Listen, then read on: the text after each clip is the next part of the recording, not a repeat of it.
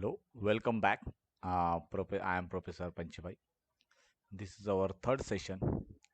In third session, we will discuss about the different types of constraint motion are there. Okay. From the There are three types of constraint motions are. First one is a completely constrained motion. Second one is incompletely constrained motion, and third one is a successfully constrained motion. We will discuss all these three types of constraint motion and what is the purpose of these types of constraint motion in case of mechanism in detail. First one, a completely constrained motion. What do you mean by completely constrained motion? When the motion between the two elements of pair is in a definite direction irrespective of the direction of force applied. Means we have formed a link. From this figure what you can see, we have formed the link, and this is the red bar which is the link number one, and then this rectangular rod, sorry, rectangular block is over there. In that there is a rod is over there of red color shape, and this once you have formed this pair, okay, this is link number one, this is link number two. Two links are connected together, so they form a kinematic pair as we have discussed earlier. Now they are, as they have formed a pair, this red rod is going to be slide inside this block, so it becomes a sliding pair. Now if you apply the force in a, if you want to rotate it, whether it is rotating, no, it is not possible. Why? Because of the size and shape. The rectangular rod can't be rotated inside the rectangular slot. So whatever may be the direction of force you are applying, irrespective of the direction of force applied, the motion between the two elements of pair is in a definite direction, is in the only one direction, irrespective of the force applied. So it becomes a category of completely constrained motion. Okay. One, this is another images for your completely constrained motion. Over here you can see uh, front view, and this is a side view. For this is nothing but a square block, and this is a square bar inside the square hole. So if you rotate it, it can't rotate because of the size and set as discussed earlier. Okay, this is the square bar in a square hole figure. Similarly, if you taken a shaft with a collar in a circular hole, so this is a shaft having a circular shape, and this is a collar having a circular hole, and through that hole the shaft is passing. But at the end of the shaft, at the end of the collar, the bearings are provided. Sorry, at the end of the bearing, the collars are provided. So these collars are going to restrict the direction of rotation, sorry, direction of sliding motion.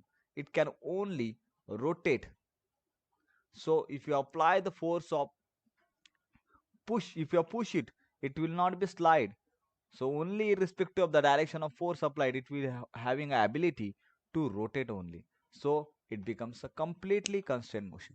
According to the mechanically they have arranged together, there is a possibility of having only one direction of motion.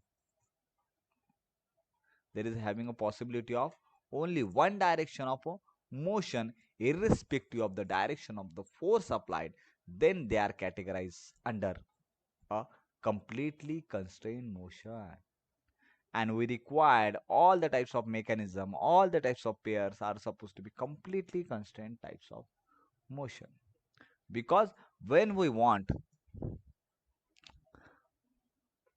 a input, when we give some input, and that input has to follow only one single output. What does it means? It has supposed to be follow a completely constant motion. Means if I given a rotational motion, it has supposed to be rotate. It should not be slide. When I given a sliding motion, it should have a sliding motion only. It should not be rotate, or it should not be rotate as well as sliding motion. So that's why we require a completely constant motion for the mechanism part is concerned more number of times. Now second category, what is incompletely constant motion?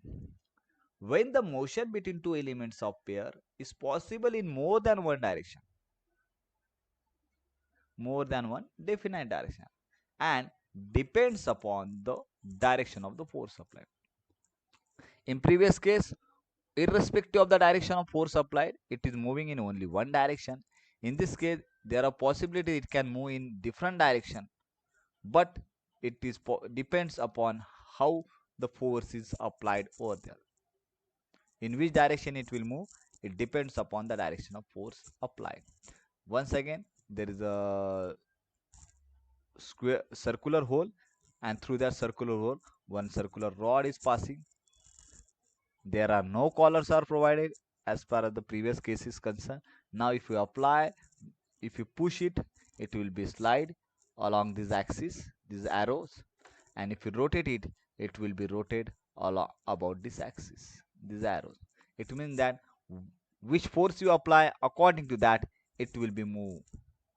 If you rotate it, it will rotate it. If you slide it, it will be slide. So when the motion between two elements of pair is possible in more than one definite direction, depends upon the direction of force applied. Means if you apply the sliding motion, it will definitely slide. If you apply rotationary motion, it will definitely rotate. Okay, so that is called as an incompletely constrained motion. This is another image, a shaft in a circular hole for the incomplete constraint motion. This is a circular shaft. Okay, shaft. Through that shaft there is a circular hole, and through that circular hole you have passed a shaft which is of exactly having the same size. Okay, of that rod which is supposed to be passed through the this hole, so that it will be a slide as well as it can rotate. So there are possibility it can have a two motion, depend upon which type of force you are applying over there. So it is under the category of incompletely constrained motion. Now successfully constrained motion. As far as the definition part is concerned, when the motion between the two elements of pair is possible in more than one direction, one definite direction. When you form a pair, and after you form a pair, it is possibility that it can rotate, it can have two direction of motion, but you have but it is made to have motion only in one direction by using some external forces. Okay, now this is a rectangular piece is over there. Through that rectangular piece there is a circular hole, and through that this circular rod is passing, and about that there is a one collar is provided. Now it is possible that it will be slide as well as rotate, but by using some external means you are restrict is sliding motion, so it can only rotate, so it becomes a successfully constrained motion. There is a possibility that there is a two direction it can move, as well as it can rotate, as well as it can slide. It can have more than one definite direction, depend upon the direction of force you applied, but you are restricting one of the motion by using some external means, then it is categorized under a successfully constrained motion. Look at the one more example, that is a footstep bearing. That this is the bearing, and inside that bearing there is a shaft. This shaft can rotate or turn inside the bearing, as well as can slide up and down, but we have applied certain sort of a load from the top side, so that restricting its sliding motion. Okay, now according to this position, it becomes there is possibility it can have more than one definite direction, but because of the load applied over there, you made it to have only one direction, that is a turning motion is over there or revolving motion is over there. So it becomes by using external means, you are applying some sort of force, you are applying some sort of load to restrict it to have motion in only one direction. So it becomes a category of successfully constrained motion. In mechanism, we always required a successfully constrained motion or completely constrained motion. Why? Because links should be moved relative to each other so that they should follow in one sense. If you are moving the link in one direction and the output link have two motion, it will slide as well as rotate. The objective of moving the mechanism or obtaining the certain sort of a certain type of motion is not going to be achieved when you will have output link will have two different motion. Sometime it will behave sliding, sometime it will behave rotating, okay, sometime it will be rolling. So such type of motions are not possible or not acceptable when we will have a mechanism is there. Simple example, if you have taken a steering mechanism, okay, with the help of steering mechanism, what we normally do, we steer the wheel. Okay, if you steer it towards the right, the wheels are going to be rotate along the right.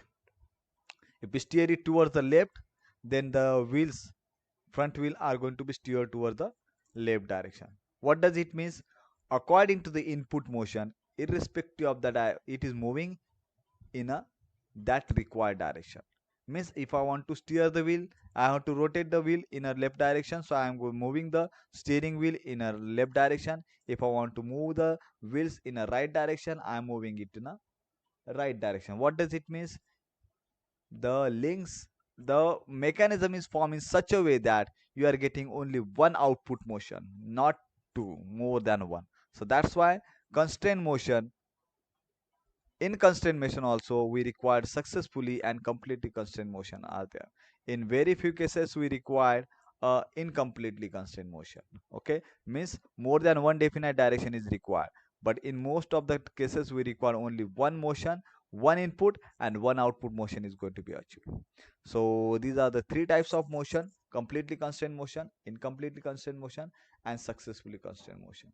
Okay, there is a slight difference between the incompletely and successfully constrained motion. In incompletely constrained motion, there is a possibility that there are two direction of motions is possible, but in incompletely constrained motion we are applying some sort of external force, so it becomes a successfully constrained motion.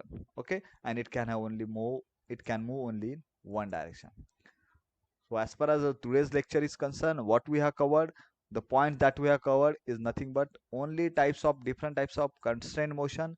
That is, first is completely constrained motion, second one is incompletely constrained motion, and third one is a successfully constrained motion. Completely constrained motion means if you are applying one direction of force, it will move in only one direction.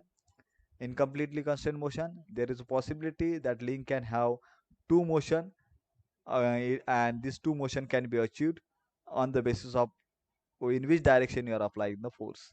And successfully constrained motion, there is a possibility it can have two motion, but we are restricting one of the motion for the sake of our use, and and converting it into the completely constrained motion, so it becomes a successfully constrained motion. Thank you.